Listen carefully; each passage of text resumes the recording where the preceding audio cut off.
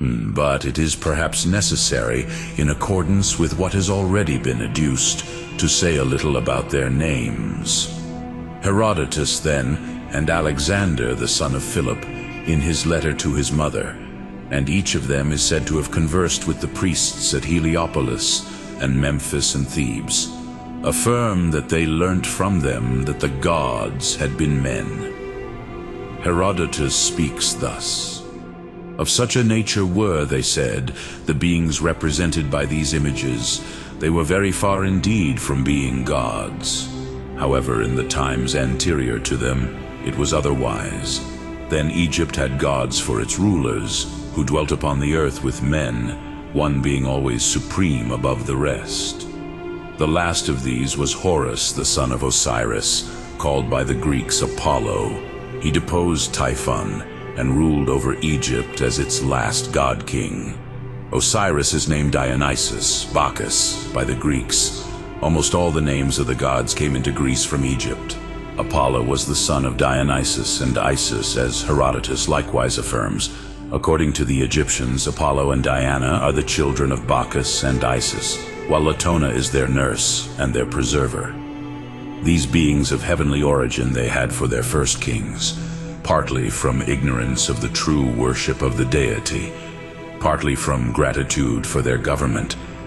They esteemed them as gods together with their wives. The male kine, if clean, and the male calves are used for sacrifice by the Egyptians universally. But the females they are not allowed to sacrifice, since they are sacred to Isis. The statue of this goddess has the form of a woman, but with horns like a cow, resembling those of the Greek representations of Io. And who can be more deserving of credit in making these statements than those who in family succession, son from father, received not only the priesthood, but also the history?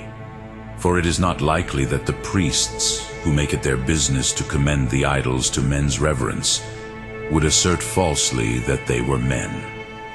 If Herodotus alone had said that the Egyptians spoke in their histories of the gods as of men, when he says, "What they told me concerning their religion, it is not my intention to repeat, except only the names of their deities, things of very trifling importance," it would behoove us not to credit even Herodotus as being a fabulist, but as Alexander and Hermes surnamed Trismegistus, who shares with them in the attribute of eternity, and innumerable others, not to name them individually, declare the same. No room is left even for doubt that they, being kings, were esteemed gods. That they were men, the most learned of the Egyptians also testify, who, while saying that ether, earth, sun, moon are gods, regard the rest as mortal men, and the temples as their sepulchres. Apollodorus too asserts the same thing in his treatise concerning the gods, but Herodotus calls even their sufferings mysteries. The ceremonies at the feast of Isis in the city of Busiris have been already spoken of.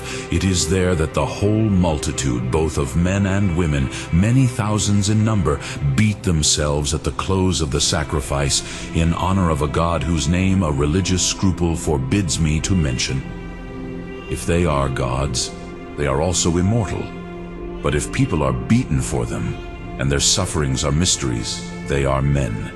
As Herodotus himself says, here too in this same precinct of Minerva at Sais is the burial place of one whom I think it not right to mention in such a connection.